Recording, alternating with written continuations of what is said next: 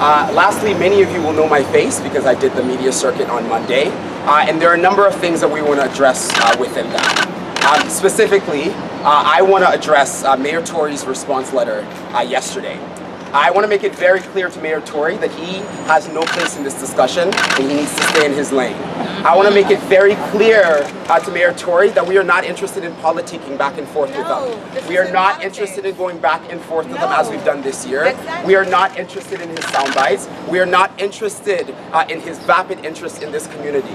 We want to make it very clear to Mayor Tory. We want to make it very clear to Mayor Tory that this is an issue between the LGBT community. This is an issue between the LGBT community, the Black community, and Pride Toronto, and the community at large. This is a conversation that has existed before he took office and will continue after he takes office.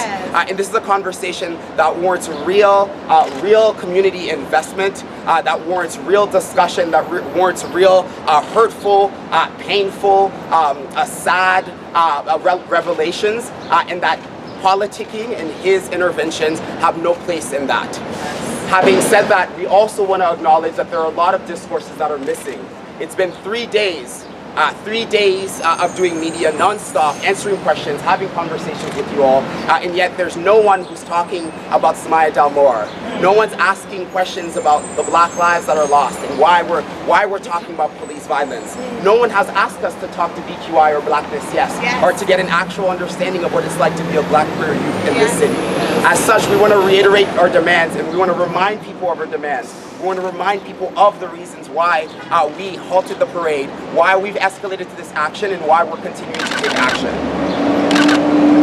Black Lives Matter Toronto, along with various community groups, including BQI and Blackness Yes, have the following demands.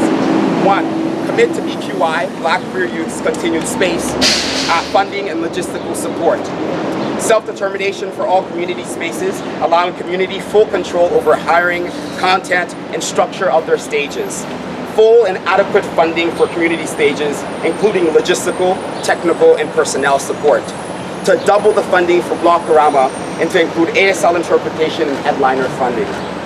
To reinstate and make commitments to increase the community stages and spaces. This includes various stages, including the South Asian stage, BQI, etc. A commitment to increase representation amongst Pride Toronto staffing and hiring. Prioritizing Black trans women, Black queer people, Indigenous folk, and other people from vulnerable communities.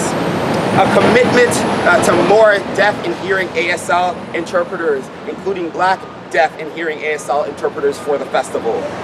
Removal of all police floats and booths in all Pride marches, parades, and community spaces.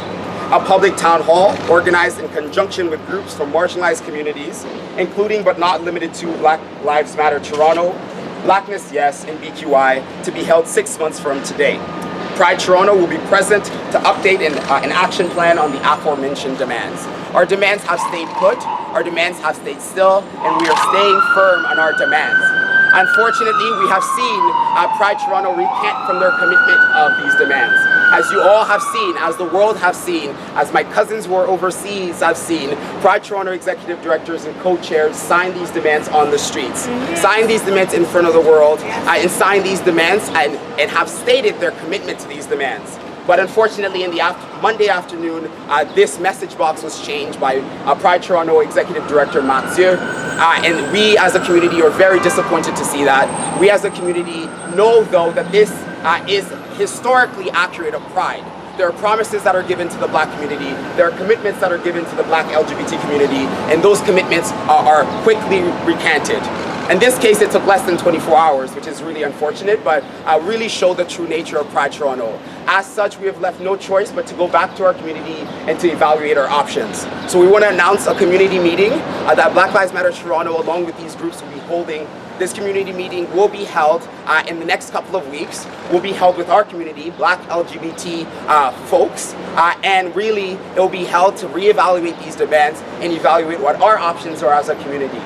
Right now, the options are open.